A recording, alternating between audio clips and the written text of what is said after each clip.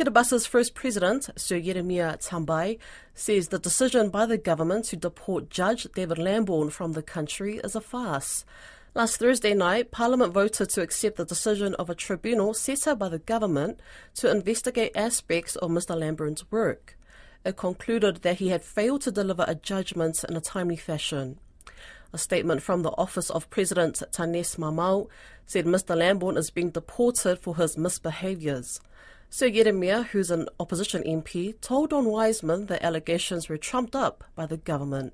Our view is that it's a farce. The whole thing is designed by governments to ensure that David will have to be deported and so on. Because if you read the report, the real reasons or rather the allocations to the tribunal were trumped up by the government itself. On the major one, the allocation or the fault of David Lambourne was that he did not have a written judgment, or rather he left the written judgment long after the hearing was completed. But there was really no issue there, because the people who were complaining was in sense the government and its supporters. And the guy who wrote the letter was the chairman of the party. It's all invented by government to justify when trying to get rid of David. In our view, it's very sad. It's an attempt to try and erode the independence of the judiciary. It's a funny situation because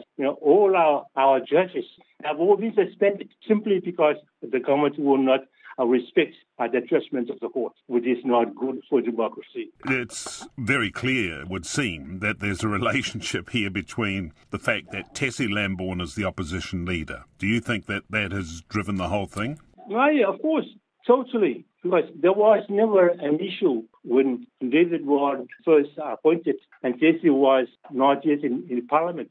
It only became an issue to the president when she was elected and refused to join his party. In our view, it's an attempt to try and penalize Tessie. So the attack on David is really an attack on Tessie. It's well known that.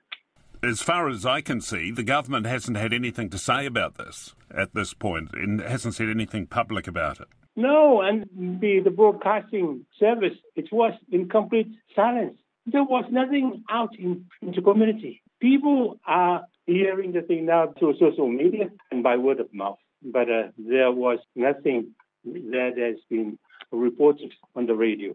That, again, is not a surprise because in Parliament, the minister responsible for the broadcasting said that they control the broadcasting the meeting. I'm not sure if what he said was by mistake or by design. But anyway, he said that in Parliament. But that is not new. We all know from the very beginning that is what they do. They never allow anything that is critical of government heard on the radio. So what sort of understanding is there in the general public about what's going on here? Do people know the actual story? I'm not sure. But on South Sarawak, Bayshore and South Sarawak, I think there is a good assumption that people are beginning to be aware of what is happening. On South Island, I'm not sure because there was nothing said on the radio about it. And that's why it's very important that we go to South Islands and try to inform the people what in fact has been happening on the issue. What is happening in terms of the courts? Because they have brought in some judges, and I understand a court of appeal has now been set up using overseas judges again. Well, yes, they have, but I think they have not yet sit as a court because one of the guys I gathered, I'm not sure, wasn't well. But according to the information we got, the Court of Appeal has been created, established, but they have not met yet. And one of the issues they are going to consider is the appeal by David. My case is the government is not keen to have the case heard as soon as possible. Now, the country is due to go to elections. You don't know the election date yet, but presumably that poll is going to be fairly soon.